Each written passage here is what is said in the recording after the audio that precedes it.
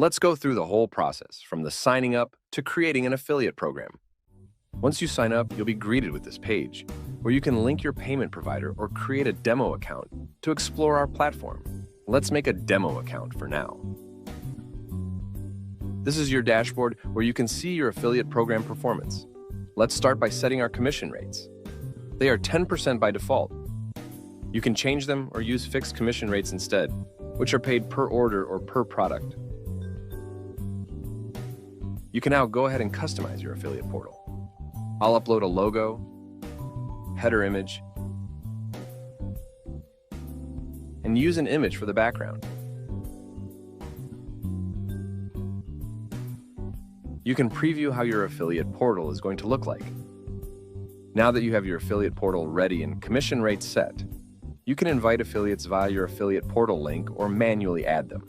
In this case, we'll manually add an affiliate.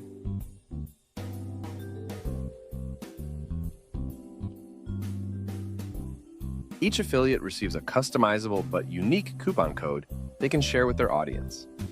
You can group your affiliates, set individual commission rates, and view and create their orders and payouts. We support many payout methods, including custom methods.